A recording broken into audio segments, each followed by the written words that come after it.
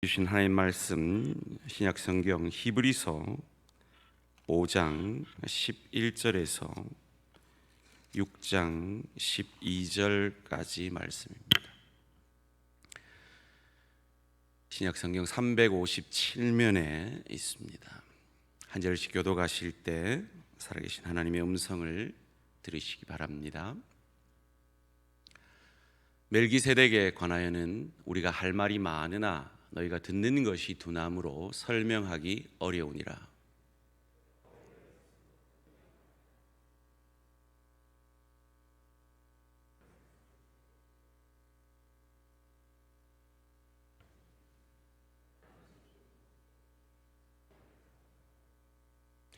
이는 젖을 먹는 자마다 어린아이니 의의 말씀을 경험하지 못한 자요.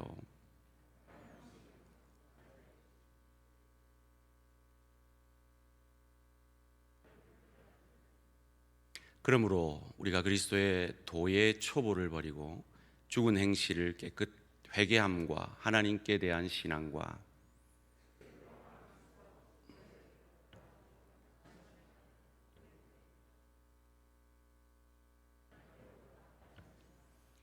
하나님께서 허락하시면 우리가 이것을 하리라.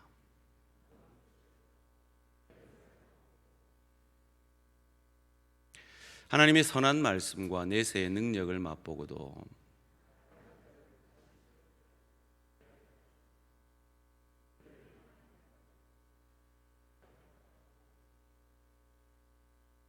땅이 그 위에 자주 내리는 비를 흡수하여 밭가는 자들이 쓰기에 합당한 채소를 내면 하나님께 복을 받고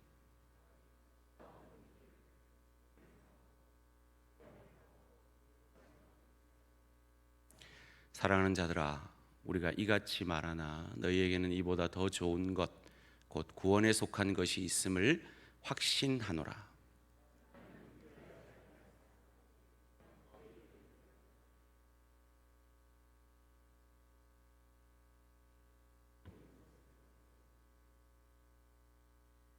우리가 간절히 원하는 것은 너희 각 사람이 동일한 부지런함을 나타내어 끝까지 소망의 풍성함에 이르러 게으르지 아니하고 믿음과 오래 참음으로 말미암아 약속들을 기업으로 받는 자들을 본받는 자 되게 하려는 것이니라. 아멘. 오늘 제목을 한번 같이 읽겠습니다. 시작. 거꾸로 믿는 신앙.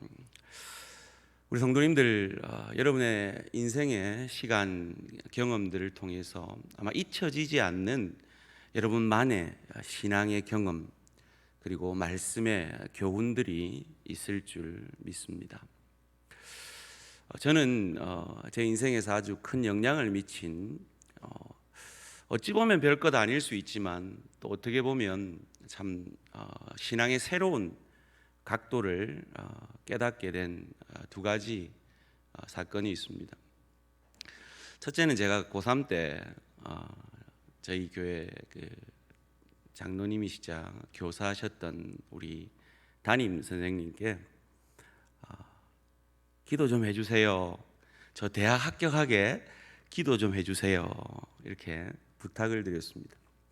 그분이 고등학교 국어 선생님이셨는데 제게 충격적인 말을 던지셨어요. 뭐라 그러냐면 공부를 열심히 하고 합격하게 해달라 그래야지. 별로 충격을 안 받으시네요. 저는 당시에 상당히 충격적이었습니다. 여러분, 맞는 말입니까? 틀린 말입니까? 네, 맞는 말이죠, 그죠? 네. 또 하나는 제가 대학교 4학년 때 제가 속해 있던 그 선교 단체의 대표 간사님이 졸업생 가운데 한 명에게 간사를 하라고 이렇게 강력하게 도전을 하고 권했습니다.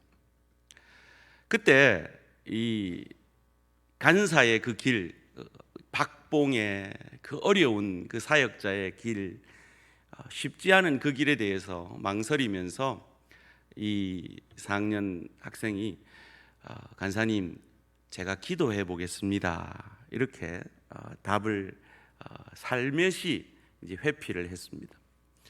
그때 간사님이 뭐라고 우리 4학년들 앞에 두고 도전을 하시는가 하면 기도할 때가 있고 결단할 때가 있다 라고 말씀하시더라고요. 오늘 우리가 읽은 이 본문은 성경에서 해석하기가 가장 어려운 본문 가운데 하나입니다.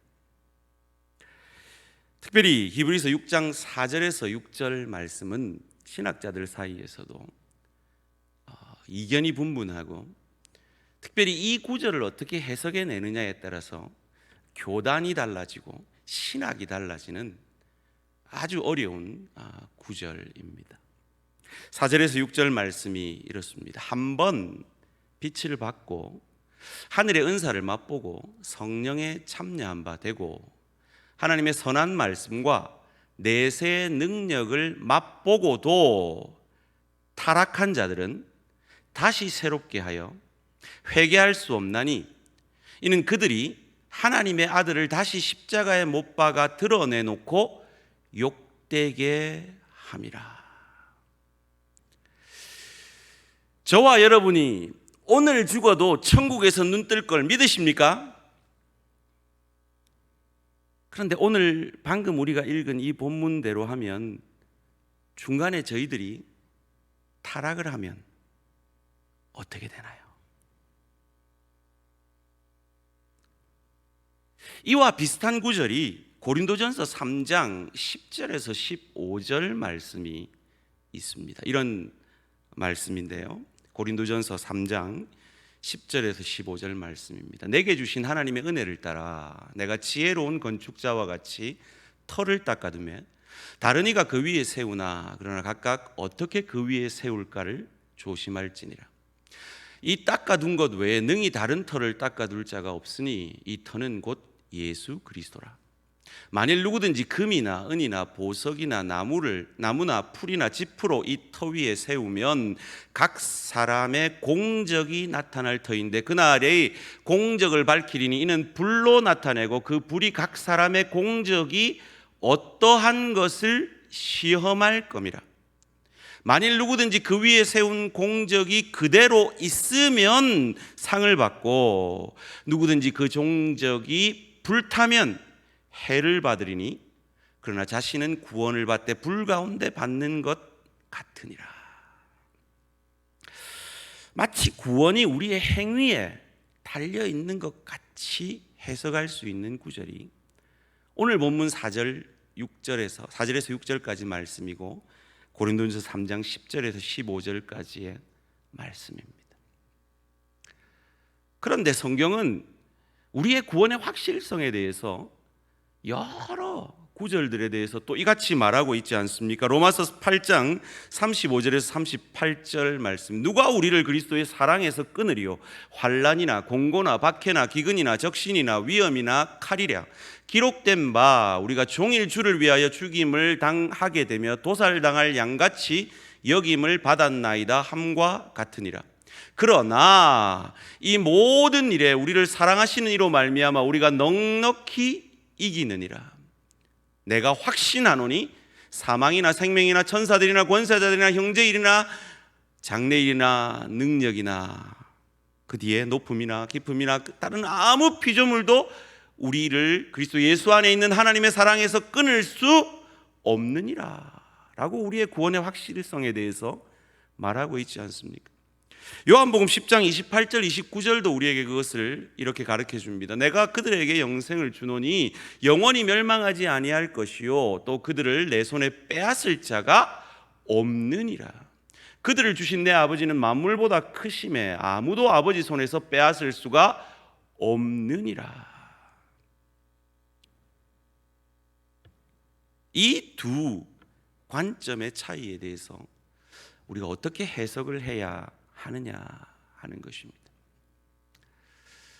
우리는 장로교 신자들이기 때문에 장로교 신학으로 이 관점을 해석합니다. 인간의 행위와 구원에 대한 인간의 책임을 강조하는 감리교는 또 감리교 신학을 가지고 이것을 해석을 합니다. 이 판이한 구절들에 대해서 어떻게 해석을 해야 하는가? 첫째로 우리가 기억해야 할 것은 우리가 방금 읽은 히브리서는 구원 자체에 대해서 기록하고 있는 책이 아니라 이미 구원 얻은 성도들의 낙심과 배도의 유혹에 대한 경고에 관하여서 쓰고 있는 목적이 다른 책이라는 거예요. 우리가 구원에 대해서 확실히 알려면 우리가 방금 본 로마서 말씀처럼 로마서에서 구원의 확실성에 대해서 우리가 깨달을 수 있고, 히브리서는 구원 얻은 자들이 환난과 핍박과 유대교의 박해를 통하여서 그 구원에서 다시 유대교로 돌아가려는 그 유혹을 받고 있는 자들에 대해서 경고를 하고 있고 그들을 일깨우기 위해서 하고 있는 책이라는 관점에서 이 본문을 이해해야 한다는 것입니다. 그래서 방금 우리가 읽은 고린도전서 말씀도 터에 대한 싸움이 아니라 그 터에 무엇을 세우느냐의 싸움이라는 거죠. 즉 상급에 관한 싸움이지 구원 자체에 대한 하나님의 말씀이 아니라는 것입니다. 구원 자체에 대해서 우리가 깨달으려면 로마서 말씀을 통해서 확실히 깨달을 수가 있다라는 것입니다.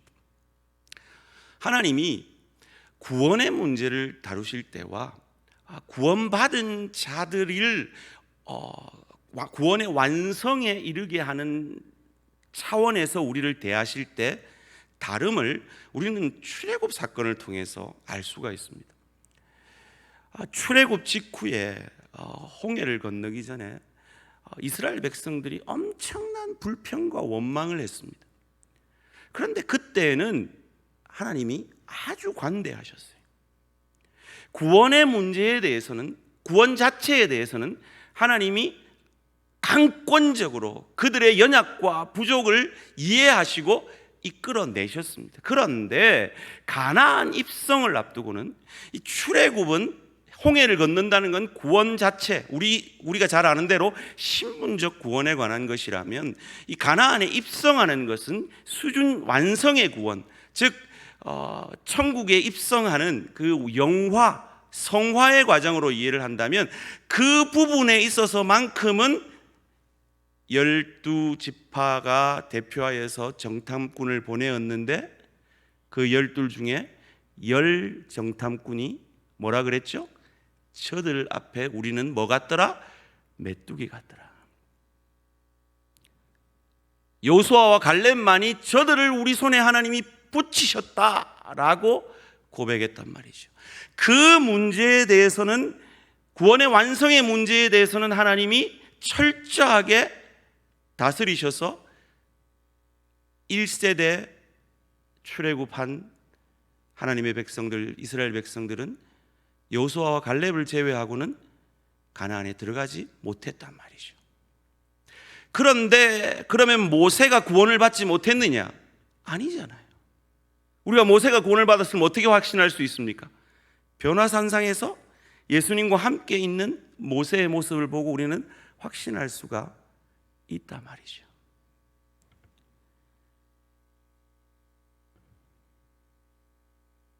우리가 방금 읽은 이 히브리서 말씀과 고린도전서 말씀과 비슷하게 논란이 되어질 수 있는 요한 1서 3장 9절 말씀이 있습니다. 한번 같이 읽어볼까요? 시작. 하나님께로부터 난 자마다 죄를 짓지 아니하나니 이는 하나님의 씨가 그의 속에 거하며 그도 범죄하지 못하는 것은 하나님께로부터 났습니다. 여러분, 하나님께로부터 나셨습니까? 왜 이렇게 아멘이 적죠? 다시요. 하나님으로부터 나셨습니까? 그럼 죄를 짓지 않고 계시겠네요? 아주 난해한 구절이죠. 이 구절도 영어 성경을 보면 이해를 할 수 있습니다. 이것이 신분적 구원이 아니라 수준적 구원에 관한 문제라는 것.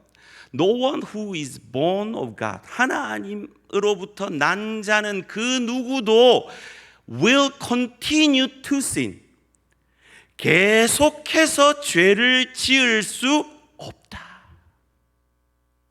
주의 성령이 있는 사람은 죄를 지으면 성령께서 그것을 지적하시고 회개케 하시고 돌이키게 하심으로 그 죄를 계속 지을 수가 없다라는 것입니다. 이처럼 성경은 신분적 구원에 대해서 얘기하는 많은 구절이 있는 반면에 또한 수준적 구원에 대해서 많은 말씀들을 하고 있습니다. 그래서 우리가 이 히브리서 6장 4절에서 6절을 해석하면서 어떻게 이해를 할 수 있는가? 두 번째로, 구원에는 신분적 구원과 수준적 구원이 있다는 것을 알게 되어집니다. 오늘 제목이 뭐였죠? 거꾸로 믿는 신앙. 신분적 구원을 우리에게 주신 것은 장로교 신앙으로 말하면 전적인 하나님의 은혜입니다. 자, 에베소 2장 8절 9절 다 같이 외우겠습니다. 시작. 너희가 그 은혜를 인하여 믿음으로 말미암아 구원을 얻었나니 이것이 너희에게서 난 것이 아니요 하나님의 선물이라. 행위에서 난 것이 아니니 이는 누구든지 자랑치 못하게 하려 함이니라. 아멘. 신분적 구원에 대해서 이야기를 하고 있습니다. 신분적 구원은 하나님의 전적인 은혜로 주신 겁니다. 그런데 하나님이 전적으로 은혜로 주신 이것이 우리에게 믿겨지는 과정 속에서는 마치 우리가 믿은 것 같아요. 우리가 회개하였고 우리가 깨달았고 우리가 예수 그리스도를 나의 구주로 영접하였고 주님을 만났고 눈물을 흘렸고 그런 우리의 어떤 결단과 경험들을 통해서 예수를 믿은 것은 내가 믿었고 믿고 난 다음에 오히려 책임으로 맡긴 그 믿음에 대해서는 하나님 기도할 테니까 이거 하나님이 그 신앙의 걸음까지 잘하도록 해 주세요 라고 한단 말이죠. 이게 무슨 믿음이다? 거꾸로 믿는 믿음이라는 거예요. 제가 한 6, 7kg 이렇게 코로나 이전에 이렇게 열심히 식단과 운동을 하면서 이렇게 조절해서 살을 뺐는데 이 코로나로 인하여서 제가 다시 한 3kg 쪘어요. 근데 제가 하나님 앞에 실컷 배부를 때까지 저녁에도 군것질하고 막 먹으면서 운동도 안 하면서 새벽에 나와서 맨날 하나님 제 뱃살 좀 빼주세요. 말 돼요 안 돼요? 돼요 안 돼요? 안 되죠. 마치 여러분의 자녀가 공부는 하나도 안 하면서 하나님 저 서울대 가게 해주세요 100번 그렇게 기도해봐야 됩니까 안 됩니까? 안 된단 말이죠. 기도해야 될 때가 있고 결단해야 될 때가 있다는 거죠. 전적인 은혜로 하나님의 구원을 받은 하나님의 사람들이 그리스도 예수의 형상까지 자라가는 거기에는 그 수준적 믿음에는 하나님이 우리의 의지와 우리의 몸부림치는 기도와 우리의 결단과 우리의 겸손과 우리의 그 어떤 모든 전인격적인 것을 들어서 우리를 변화시켜가는 도구로 그것들을 이루는 과정 속에서 하나님이 역사하신다는 것, 그것을 잊지 말아야 한다는 것입니다. 그것을 우리는 대한가족 일기 통해서 로마서 1장 17절을 통해서 믿음 A, 믿음 B라고 생각했죠. 함께 읽겠습니다. 시작. 복음에는 하나님의 의가 나타나서 믿음으로 믿음에 이르게 하나니 기록된 바 오직 의인은 믿음으로 말미암아 살리라 함과 같으니라. 아멘. 이 첫 번째 믿음을 믿음 A, 선물로 주신 신분적 구원을 주시는 믿음이라면, 그 신분적 구원을 받은 사람이라면 하나님 앞에 수준적 구원을 위해 자기에게 책임으로 맡긴 믿음이 있다는 겁니다. 무슨 말입니까? 우리가 하나님 앞에 그리스도 예수의 형상까지 자라가기 위해서는 하나님 앞에 기도하면서 몸부림을 쳐야 된다는 거예요. 미운 사람이 있으면 그 미운 사람 사랑하려고 몸부림치고 기도하면서 사랑하려고 우리의 모든 것을 드려야 된다. 용서할 수 없는 사람이 있다면 그 사람을 용서하기 위해서 하나님 앞에 도움을 구하면서 우리가 겸손해지려 하고 주의 은혜 안에 그 사람을 품을 수 있도록 돌아가는 고개를, 그 사람이 저쪽에서 오는 걸 보고 돌아가는 고개를 억지로라도 이 고개를 돌려가지고 그 사람을 보고 웃어지지 않는 그 얼굴 근육을 최대한 활용을 해서 어찌해서든지 웃어가면서 나가지 않는 손을 어찌해서든지 억지로 내어 밀면서 한 주간 잘 지내셨어요? 해내야 된다는 거예요. 저는요, 목사 안수를 받기 전에 착각을 했어요. 제가 목사만 되면 모든 성도들이 내한테 어떻게 해도 다 그냥 양이요 이 참 천사같이 보일 줄 알았어요. 근데 제가 27에 안수를 받고 목회를 탁 개척교회를 시작했는데 교인들 앞에서 저를 막 모욕하는 여집사님한테 한번 탁 당하고 나니까요, 3일 밤을 제가 잠을 못 잤잖아요. 근데 목회는 해야 돼요. 그 성도를 매일 봐야 되고 사랑해야 되고 그 성도를 위해 기도해야 되고 어쩌겠어요. 새벽마다 나가서 몸부림쳤죠. 저 성도가 나한테 준 상처 잊혀지게 해달라고, 용서하게 해달라고, 사랑하게 해달라고. 안 됩니다. 하루 이틀 해가지고 사흘째 겨우 잠자리에 들 수가 있었어요. 그것이 우리의 책임이라는 겁니다. 그 믿음의 수준으로 우리의 모든 것들을 들여 자라가야 한다는 것입니다.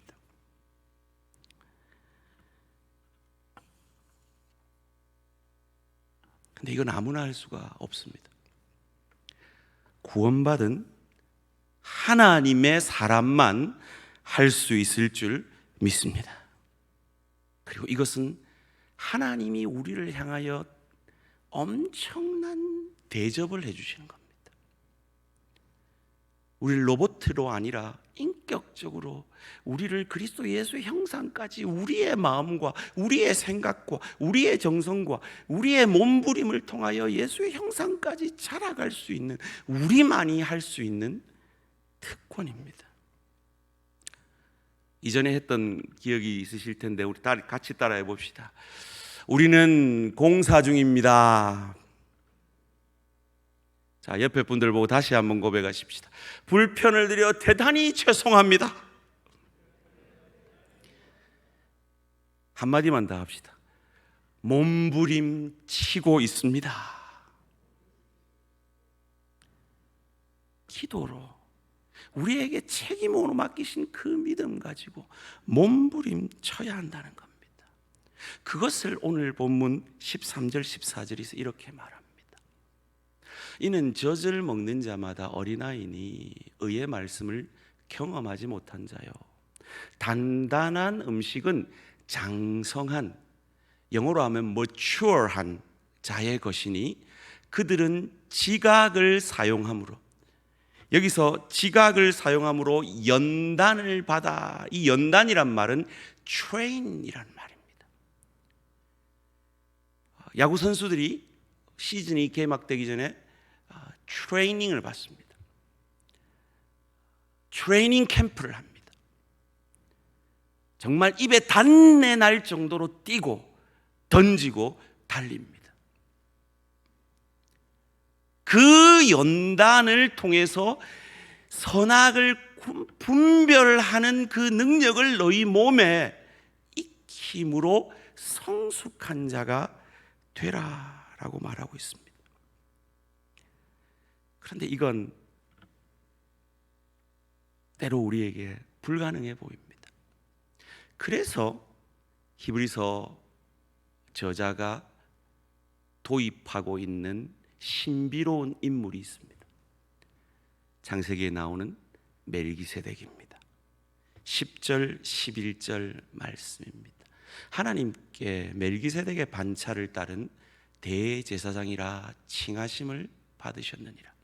멜기세덱에 관하여는 우리가 할 말이 많으나 너희가 듣는 것이 두나무로 설명하기 어려우니라. 이 멜기세덱은 창세기에 보면 의의 왕, 평강의 왕, 샬렘 왕으로 기록되어 있죠. 조카를 구원하기 위해서 전쟁에 나갔다가 승리하고 돌아오는 아브라함이 만나서 그 승리의 원인이 멜기세덱인 것처럼 그에게 11조를 바치는 신비로운 인물입니다. 아브라함이 전쟁을 하러 나갈 때 만난 것이 아닙니다. 승리하고 돌아온 뒤에 만난 인물입니다.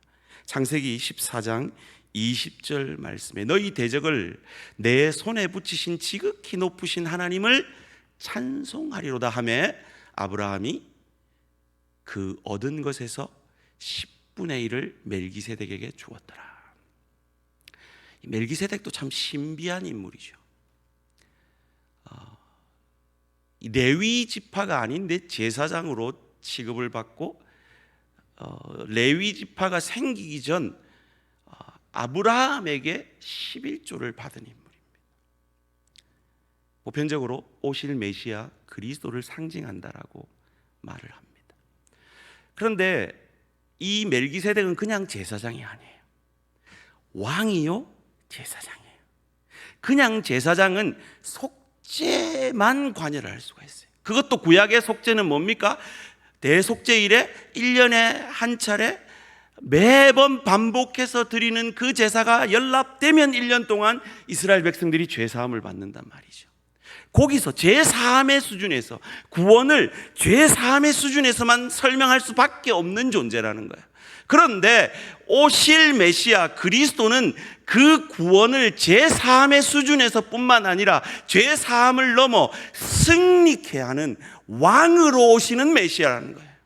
그래서 너희가 지금 이 히브리서 수신자들이 당하고 있는 이 유대교로부터 받는 박해들, 어려움들, 그 현실의 어려움을 통하여서 내가 믿는 이 예수가 정말 메시아가 맞는가? 정말 내가 믿고 의지하고 끝까지 믿음을 변치 않을 만한 분인가라는 의심 가운데 유대교로 회귀하려는 그 유혹을 받는 이 첫 히브리서 기자들에게 멜기세덱을 도입해서 너희가 믿는 예수는 그냥 너희를 신분적으로 구원한 하나님이 아니라 너희를 수준적으로 완성의 자리까지 이끌어내시는 평강의 왕, 의의 왕이시다라는 말씀을 하면서 그 책임을 끝까지 감당해내라. 너희는 승리할 것이다 라고 가르쳐주고 있는 것입니다.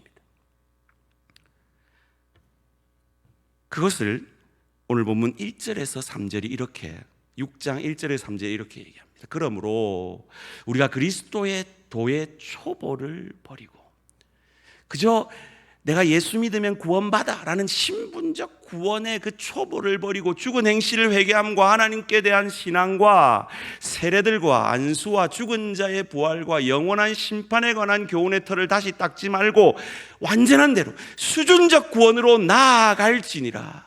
하나님께서 허락하시면 멜기세덱의 반차를 쫓은 오실 메시아 그분이 너희에게 역사하시고 허락하시면 우리가 이것을 어떻게 하리라? 하리라. 그러면서 주신 말씀이 방금 우리가 읽은 논란의 그 말씀, 마치 우리의 구원이 취소될 수도 있을 것 같은 말씀이란 말이죠. 여러분 애 키우다가 화딱질 나면 뭐라 그럽니까? 우리 성도님들은 안 그러셨을 것 같은데 막 화딱질 나면 뭐라 나가! 넌 내 자식 아니야! 너 그따위로 하면 국물도 없어. 왜 사냐 뭐 이러면서 말이죠. 막 그냥 화딱질 나면 부모는 자녀에게 온갖 그 상처되는 말을 할 수가 있잖아요. 근데 그 말은 딱 한마디입니다. 뭐죠? 좀 잘해라. 좀 제대로 해라. 좀 똑바로 해라. 좀 딴 데 보지 말고 유혹받지 말고 네가 가야 할 그 길을 좀 가라. 그 말이죠. 아멘? 부모님들 아멘? 그 생각을 가지시고 논란이 되는 4절에서 8절까지를 다시 같이 읽겠습니다. 시작. 한 번 빛을 받고 하늘의 은사를 맛보고 성령에 참여한 바가 되고 하나님의 선한 말씀과 내세의 능력을 맛보고도 타락한 자들은 다시 새롭게 하여 회개할 수 없나니 이는 그들이 하나님의 아들을 다시 십자가에 못 박아 드러내놓고 욕되게 함이라. 땅이 그 위에 자주 내리는 비를 흡수하여 밭가는 자들이 쓰기에 합당한 채소를 내면 하나님께 복을 받고 만일 가시와 엉겅퀴를 내면 버림을 당하고 저주함에 가까워 그 마지막은 불사름이 되리라. 아멘. 배도의 유혹을 받고 있고 진짜 이제 나는 복음을 버리고 유대교로 다시 돌아갈까 말까 하는 그들을 향하여서 안타까운 마음으로 히브리서 저자가 너희 그따위로 하면 하나님 자녀 아니야. 너희 그렇게 하면 절대로 구원 못 받아 라고 안타까운 마음으로 그들을 설득하고 있는 말이 이 말씀이지, 마치 우리의 신분적 구원이 내 손에 달려있다라고 말하는 것이 아니란 말이죠. 그러면서 주시는, 그리고 이 코로나19 가운데 우리에게 주시는 말씀이 11절 말씀입니다. 다 같이 읽습니다. 시작. 우리가 간절히 원하는 것은 너희 각 사람이 동일한 부지런함을 나타내요. 끝까지 소망의 풍성함에 이르러. 끝까지. 그런데 이건 내가 어찌하서든지 끝까지 가는 것이 아니라 멜기세덱의 반차를 쫓은 의의 왕, 평강의 왕이신, 그리고 제사장이신 오실 메시아 그리스도께서 하나님의 열심으로 넓고 깊고 크게 일하셔서 나보다 더 나를 사랑하심으로 나는 실패하여도 그는 결코 실패하지 아니하시고 끝까지 우리의 구원을 완성해 내실 것입니다. 이것이 이 히브리서 첫 수신자들이 가졌던 소망이에요. 이 코로나19 가운데 우리의 믿음이 약해질 때, 우리의 현실 속에서 우리가 가질 수 있는 믿음의 소망인 것입니다. 이 소망을 굳게 붙드시고 여러분에게 맡기신 십자가 지고 끝까지